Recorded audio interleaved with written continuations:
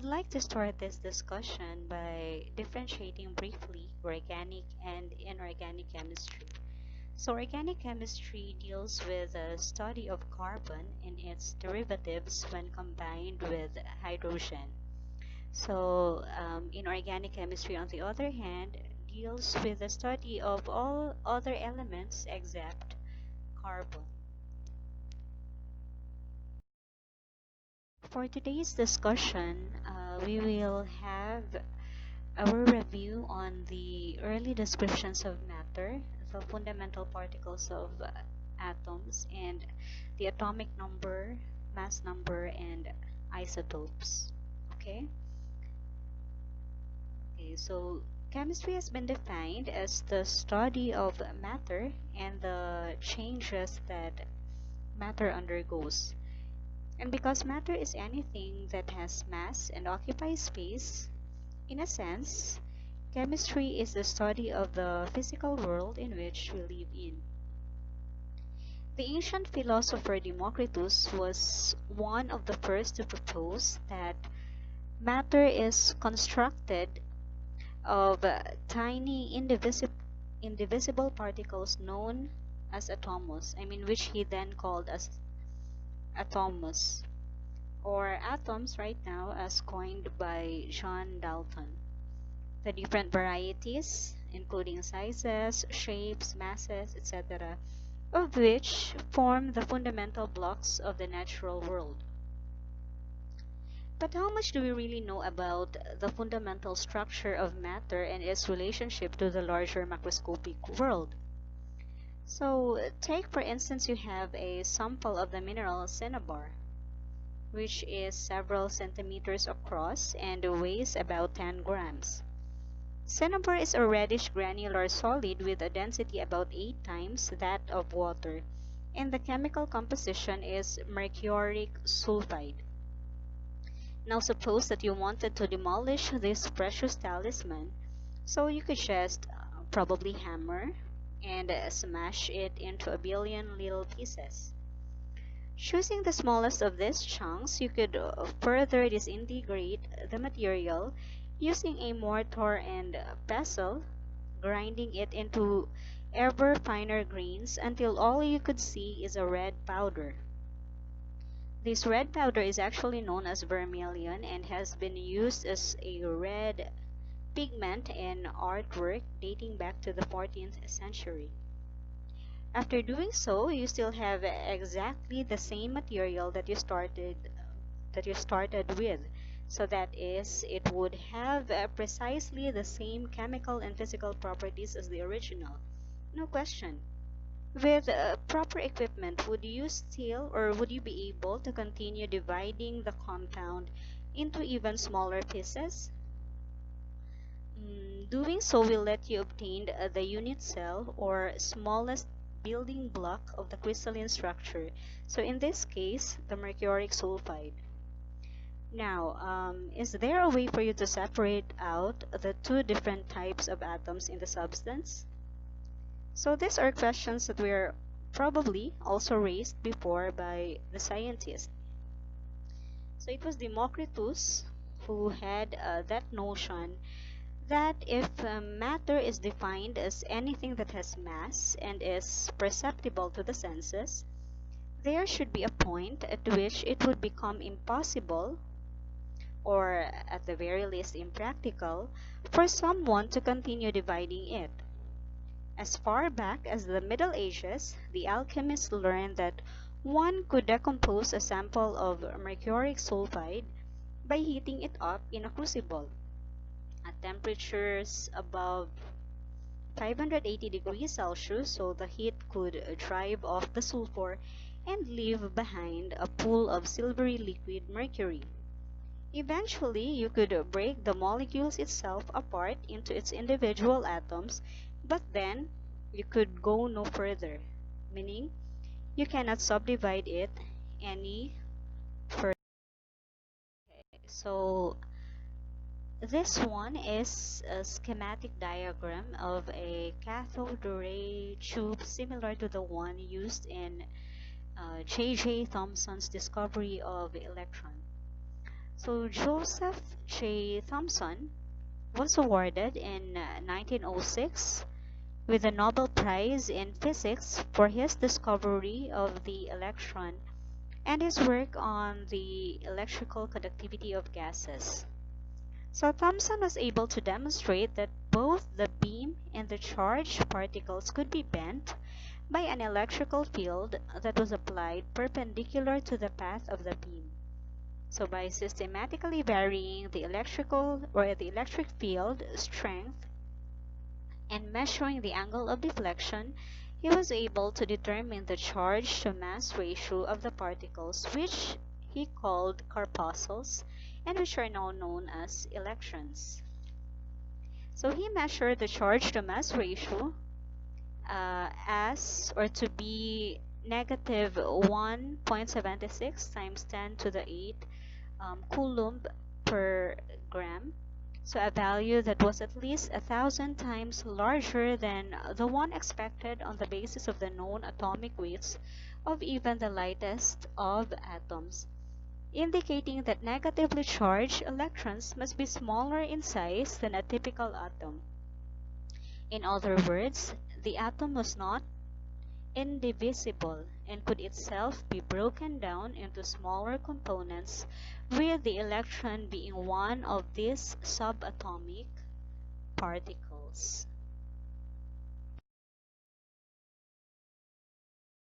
As a result of his discovery, Thomson proposed the so-called plum-pudding model of the atom, where the atom consisted of one or more of these tiny electrons distributed in a sea of positive charge like raisins, like the one in the figure, randomly dispersed in a gelatinous pudding, so like this one. Okay, so this one is another experiment which paved the discovery or the computation of the mass of electrons and the charge of electrons. So in 1923, Robert Millikan was also awarded a Nobel Prize in physics for the discovery of the mass of a single electron and the electron charge. So 14 years earlier, Robert Millikan and his graduate student Harvey Fletcher determined the charge on the electron using the apparatus with the schematic diagram shown here. An atomizer from a perfume bottle was used to spray a special kind of oil droplet having a low vapor pressure into a sealed chamber. So you can see here that at the bottom of the chamber were two parallel circular plates. The upper plate, the upper plate was the anode, and it had a hole drilled into the center of it through which the oil droplets could fall under the influence of gravity. The apparatus was equipped with a microscope so that Millikan could observe the rate of fall of the individual droplet. Some of the droplets became charged as a result of friction with the tip of the nozzle, having lost one or more of their electrons to become positively charged cations.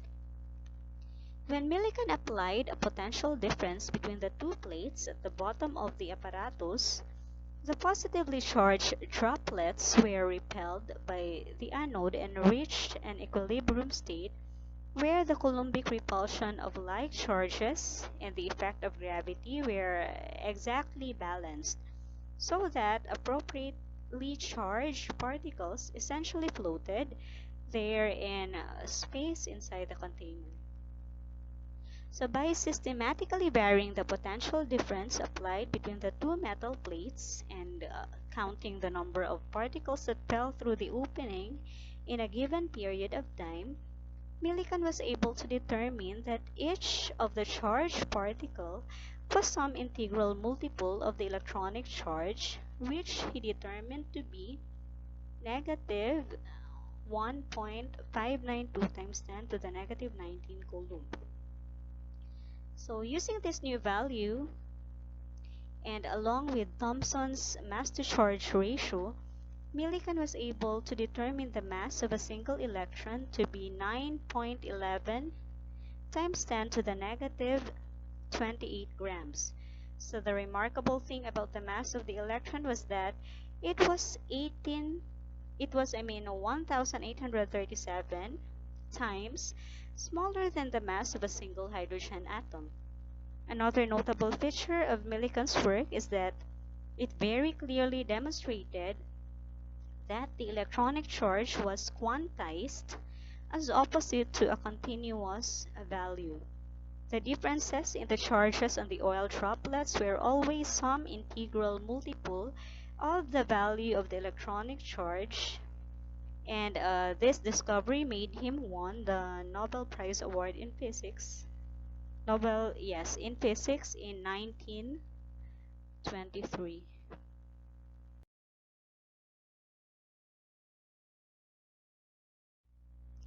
So here is a schematic diagram of the Geiger-Marsden experiment, also known as Rutherford's gold foil experiment. So take note that prior to this experiment, Rutherford was already quite famous when he received or won the 1908 Nobel Prize in Chemistry for his studies on radioactivity.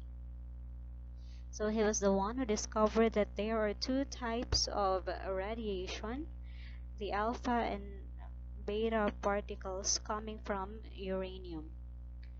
Ernest Rutherford, Hans Geiger, and Ernest Marsden are students of Joseph J. Thomson. So the gold foil experiment was actually carried out to test the validity of the plum-pudding model. So the atomic view of the gold foil experiment is this one. So if the plum-pudding model of the atom were accurate, a beam of massive alpha particles would penetrate right through the atom with little or no deflections, such as the one in figure A. The observation that some of the alpha particles were deflected backward implied that the positive charge in the atom must be confined to a highly dense region inside the atom, which is known as the nucleus, shown in figure B.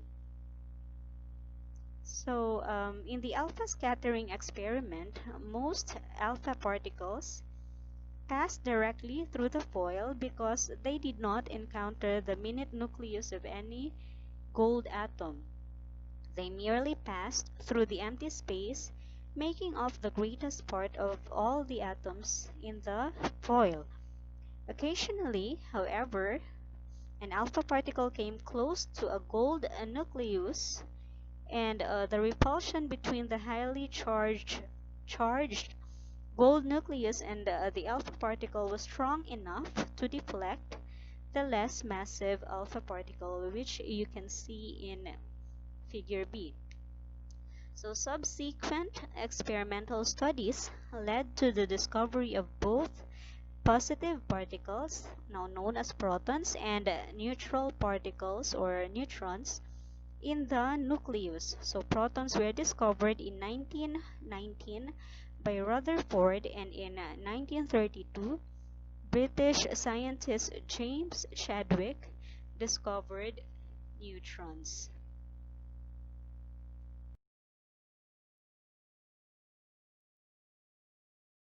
So this is your first activity, and you are to summarize the discovery of atoms in a form of a storyboard or comics, such as the one shown here. So you could have it in Bisaya, Tagalog, or English. The rubric for this activity will be posted in our Google Classroom, as well as the other specific requirements. So you can see in this table the summary of the properties of subatomic particles. You could just refer in this table the mass of the electron, the protons, and the neutrons, as well as their charges. Okay, so let's proceed to atomic number, mass number, and isotopes. So this is probably, or this was probably already discussed in your high school chemistry. So as a review, so your mass number here, your superscript, and it's represented as letter A here. So the atomic number, which is represented as Z, and E for the element symbol, such as this one for neon. So mass number would be 20, the atomic number is 10. So the atomic number is equal to the number of protons in the nucleus, and for atoms, so that would also be equal to the number of electrons. Mass number would be the number of protons and the number of neutrons. So therefore, if you are going to get the number of neutrons, you would just get the difference between the mass number and the number of protons. Okay, so let's have some examples. So for instance, you are to give the complete chemical symbol for the atom that contains 82 protons, 82 electrons, and 126 neutrons. So what are you going to do? So since your number of protons is given, so that would be equal to your atomic number. So in your periodic table, you have to look at the element with an atomic number of 82. And so if you can already find that one, so you have 82, and to get your mass number would simply be equal to the number of your neutrons and the number of protons. So you have here your lead. Okay, next. How many protons, neutrons, and electrons are in an atom of gold? 197. So what is given? You are given with an element and its mass number. So you are going to get the atomic number of gold in order to get the number of protons. So gold has an atomic number of 79, which is equal to the number of protons. And of course, you would also have 79 for electrons. So neutrons would be the difference between your mass number, which is 197, and your atomic number, which is, or the number of protons, which is 79. So you would get 118 neutrons. Letter B, an atom of strontium 90. So you are given with an element, you are given strontium 90. So 90 would be your mass number. So look at the atomic number of strontium in your periodic table. So that would be 38. So that would be equal to the number of protons, and the number of electrons would be equal to the number of protons. So you would also have 38.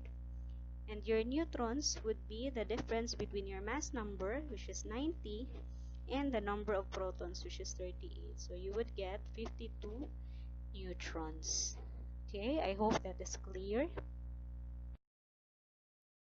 Okay, so most elements occur in nature as mixtures or isotopes. So when you say isotopes, these are atoms with identical atomic numbers but different mass numbers. So for example, we have here the isotopes of carbon. So you have carbon 11, carbon 12, carbon 13, and carbon 14. So take a look at this one. So they have the same number of protons, of course, their number of electrons, but then they would vary in the number of neutrons.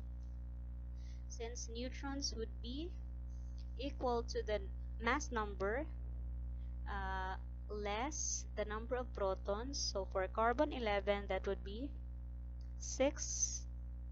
11 minus 6, so that would be 5. So for carbon 12, that would be 12 minus 6, so 6, so on so forth.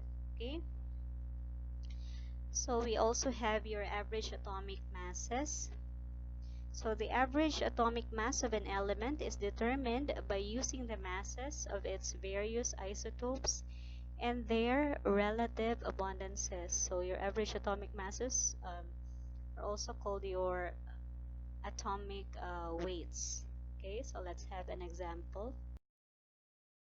Okay, so here we have naturally occurring chlorine is 75.78%, chlorine 35, which has an atomic mass of 34.969 atomic mass unit, and 24.22% chlorine 37 with an atomic mass of 36.966 atomic mass unit.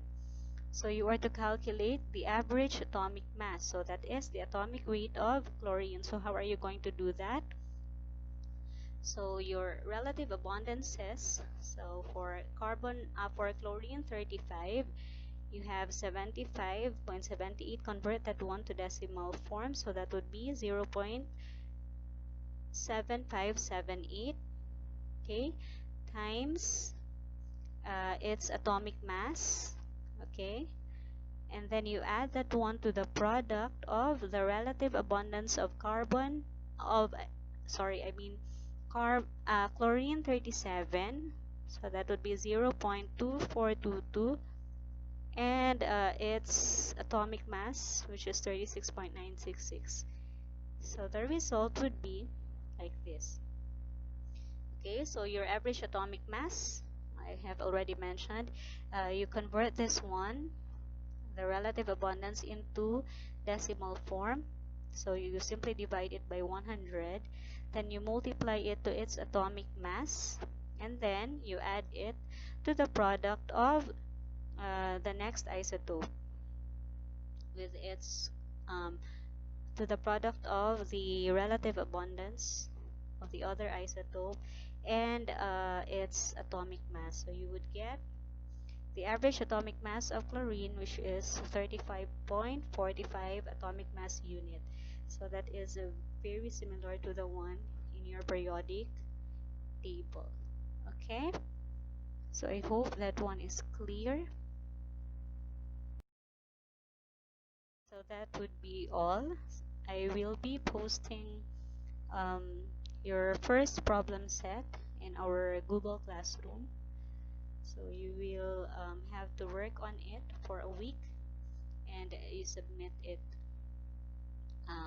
via the Google Drive that I've provided for all your submissions. Okay, thank you, and I hope that you have learned something from today's discussion.